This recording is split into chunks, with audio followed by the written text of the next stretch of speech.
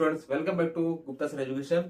તો સ્ટુડન્ટ્સ, અહીંયા આપણે સ્વાધ્યાય 4.2 ચાલે છે અને એમાં આપણે ચોથો દાખલો પહોંચી ગયા છીએ. તો જોઈએ હવે ચોથો દાખલો શું લખ્યું છે. અહીંયા લખ્યું છે જેના વર્ગોનો સરવાળો 365 થાય તેવી બે ક્રમિક ધન પૂર્ણાંક સંખ્યાઓ શોધો. યાદ રાખજો, બે ક્રમિક પણ લખ્યું છે અને ધન બી લખ્યું છે, બરાબર. તો આપણે અહીંયા આમાંનો દાખલો આવી ગયો છે.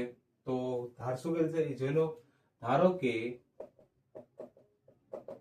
બે ક્રમિક ધન પૂર્ણાંક સંખ્યાઓ x અને x + 1 છે, બરાબર. આપણે જણાવ્યું છે કે ક્રમિક શબ્દ આપ્યો હોય તો જે તમે x ધારશો તો એમાં +1 કરવું પડે. તો આપણને બે ક્રમિક સંખ્યાઓ મળી ગઈ છે. મને કેવી છે? ધન પૂર્ણાંક સંખ્યાઓ. તેમના વર્ગોનો સરવાળો આપણને આપેલો છે. કેટલા છે? વર્ગોનો સરવાળો 365. તો આ બંને સંખ્યાના વર્ગોનો સરવાળો કરી નાખીએ. ચાલો, માટે x નો વર્ગ બરાબર, પછી x + 1 એનો પણ વર્ગ, અને આ બંનેનો સરવાળો આપણને આપ્યો છે 365. ચાલો છૂટા પાડીએ. x નો વર્ગ પ્લસ x નો વર્ગ પ્લસ 2x + 1 બરાબર 365. ધ્યાન રાખજો, અહીંયા આપણે અહીંયા સિમ્પલ વિસ્તરણનો ઉપયોગ કર્યો છે. તો x નો વર્ગ વત્તા x નો વર્ગ એટલે 2x નો વર્ગ પ્લસ 2x + 1, 365 આ સાઈડ આવે તો માઈનસ થઈ જાય ને ઇક્વલ ટુ 0.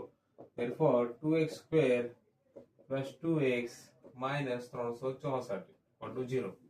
ચાલો, બધામાંથી બે કોમન નીકળતા દેખાય છે તો બે કોમન કાઢી દઈએ. તો 2 કૌંસમાં x નો વર્ગ વત્તા x - 182 બરાબર 0. આ બે ક્યાં હશે? તો ભાઈ 0 ના છેદમાં હશે એટલે થઈ જાય 0. x નો વર્ગ પ્લસ x - 182 બરાબર 0. 182 ના એવા ભાગ પાડો કે કેટલા આવે? 1 આવે બાદબાકી કરવાથી. તો હમણાં આપણે ભાગ પાડ્યા હતા તો 14 અને 13 બરાબર. અહીંયા બાદબાકી કરવાનું કીધું છે, મોટી સંખ્યા પ્લસમાં છે તો નાની માઈનસમાં આવશે. તો કેટલા આવશે? +1.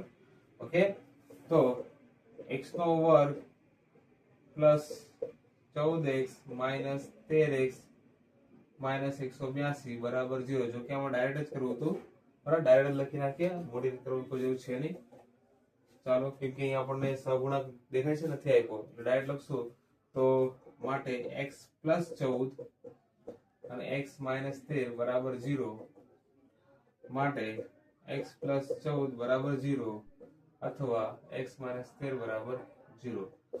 માટે x બરાબર શું આવશે? -14, જે શક્ય નથી. તો કેમ શક્ય નથી? કેમ કે આપણને ધન પૂર્ણાંક સંખ્યા કીધી છે તો અહીંયા માઈનસમાં આવ્યું.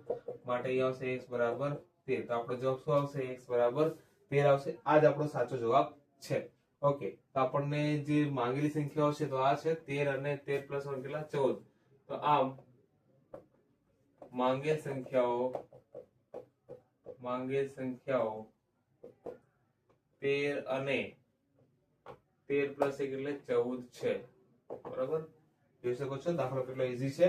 વ્યવસ્થિત ધ્યાનથી જોઈ લો અને જરૂર પડે તો સ્ક્રીનશોટ પાડ લો, બરાબર. જો દાખલો ગમ્યો હોય તો લાઈક અને શેર કરજો ખાસ કરીને, અને સબસ્ક્રાઇબ કરજો. ત્યાં સુધી આપણે અહીંયા વિરામ લઈશું અને મળશું આપણે નેક્સ્ટ વિડીયોમાં. ત્યાં સુધી દરેકને જય હિન્દ, જય ભારત.